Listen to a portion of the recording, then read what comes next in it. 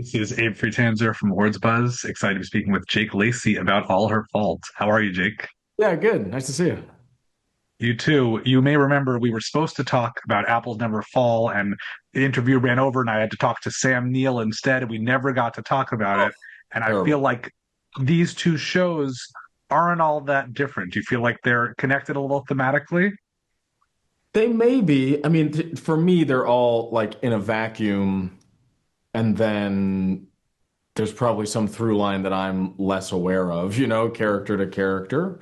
Um, but yeah, there's trauma and family drama, and for me, some wealth involved and how that informs your expectations of how the world should be treating you, or how quickly results should be received. Yeah. Well, I was watching this show one episode, per day, trying to split it up a little bit before the chance to talk to everybody.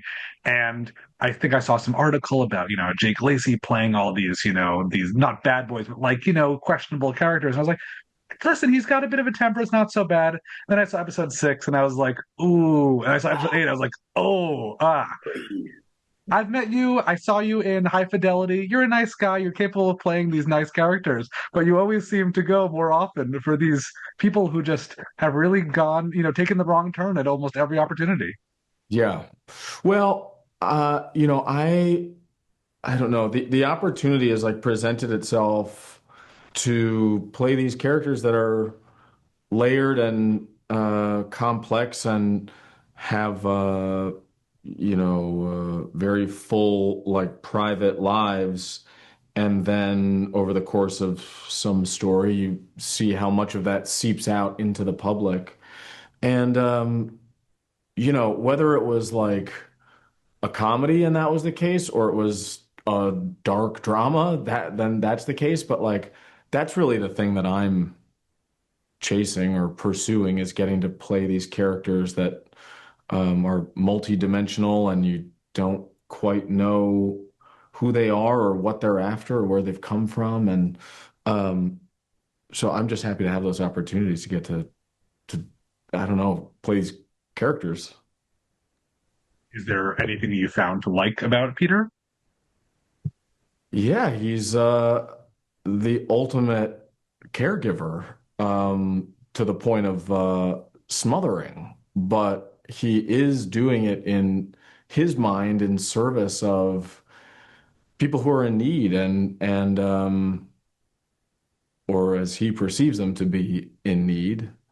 And you just can't approach like any of these characters that maybe from the initial read or viewing or something, they're easy to judge, or maybe are making choices that you or I wouldn't make in our everyday lives. But um, to find a way into that, to justify that and legitimize it, and find, even in their selfishness or self-centeredness, how is this related to the love they have?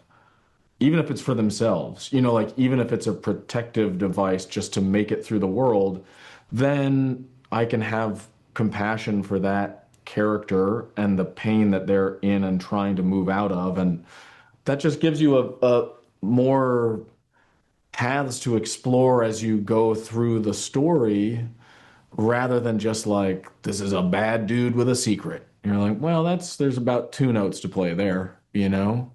Um, Yeah, I hope that answered your question.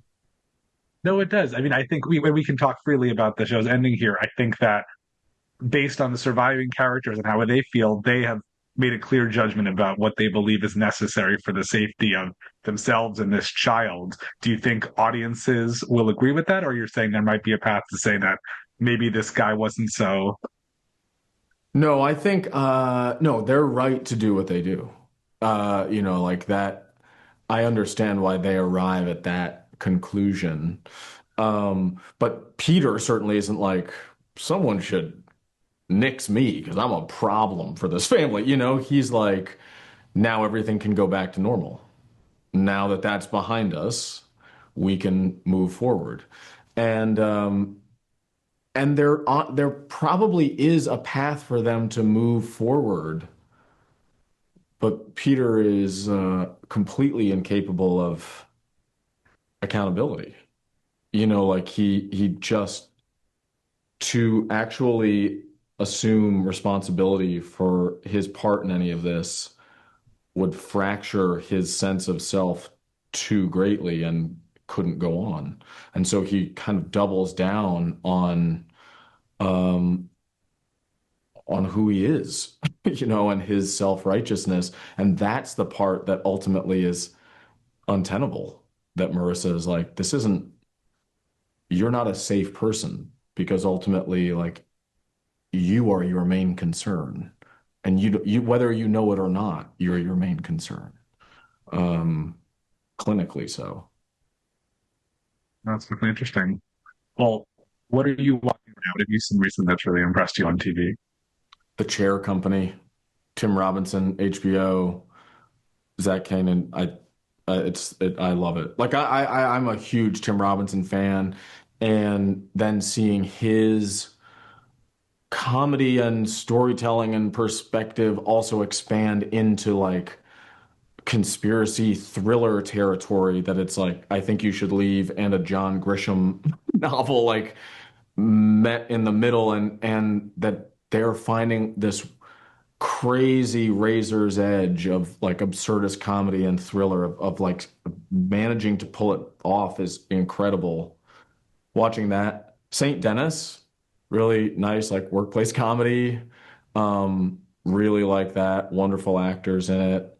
And what else? Slow Horses. I always love Slow Horses. And then just reading quite a bit, listening to podcasts, and yeah, lighter fare. Lighter fare to be sure. Or I like St. Dennis just thrown in there because I feel like everything else has a certain level of good stress involved, but St. Dennis is just as Pure seriousness. Yeah. No, St. Dennis, like my wife and I stumbled upon it and I was like, this is great.